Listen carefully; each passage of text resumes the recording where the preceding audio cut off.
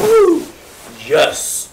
Now, I am your history teacher, and I will tell you a story from history.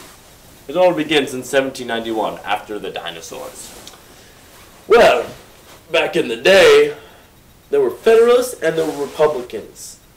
And there was this one Republican, his name was Aaron Burr, and he ran for Senate in 1791, and he won the Senate seat.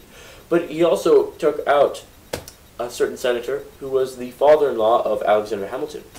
And Alexander Hamilton was not happy with this turn of events, for he wanted the support of this father-in-law of his to support his policies. He was Secretary of the Treasury. He wanted support, but he got none. Instead, his father-in-law was replaced by this Republican, Aaron Burr. So, fast forward to 1800, about 9 years later. Aaron Burr is running for President of the United States. However, he loses, and he thinks it might be because of Alexander Hamilton's successful, very successful, mind you, campaign against him. And so he's not very happy with this at all.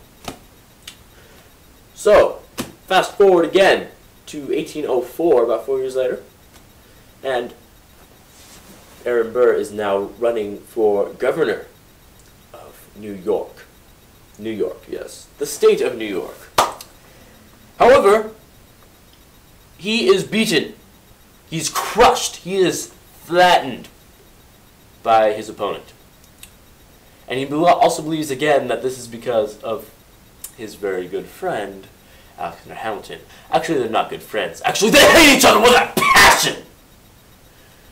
And that is why, a couple days later, Alexander Hamilton and Aaron Burr are in a duel. They're in a duel.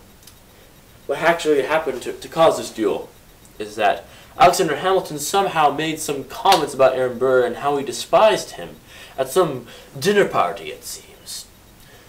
Somehow, it leaked into the Albany newspaper, and somehow it was released into the world. And so to regain his honor as a human being, Aaron Burr challenged Alexander Hamilton to a duel. And so on the morning of June 11th, 1804, Aaron Burr and Alexander Hamilton had a duel. And it's possibly the most famous duel in all of American history. And here's basically what happened. Here is a pistol. Here's what happens when I cheat you with that pistol. Bam, bam, bam. In any case, here's what happened.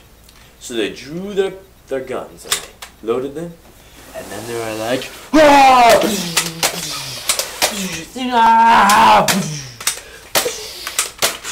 Ah!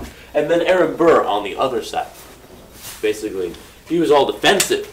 He was like, "No, bam, bam, no, ah!" Actually, it didn't really happen like that way. What happened was they lined up like this, and then Aaron Burr was like this, and Alexander Hamilton was like this, and then they walked about 10 paces. And they didn't scratch their heads, I'm guessing. And then on the count of 10, or 3, or whatever the count was, they turned around and went, boom! Well, after that burst of excitement, Aaron Burr was not hurt at all. Nothing even scratched him. In fact, it's speculated whether or not Alexander Hamilton missed on purpose, which is quite interesting. Because, like, why would you miss your enemy? Anyway, that has nothing to do with it.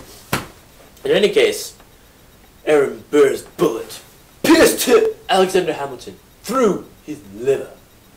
It was a fatal wound, and Alexander Hamilton died the next day from this wounds. And then Aaron Burr, this guy who challenged him to the duel, like this, and he shot him like this, bam. Well, he was charged for murder, but he was cleared up a couple years later, and so he has a clean record now, officially. But most people don't really like him for this fact that he killed Alexander Hamilton. But this also raises the question, Who really won the duel? For we all know that Aaron Burr killed Alexander Hamilton outright. But does that mean he won the duel? Just ponder on this as I leave you.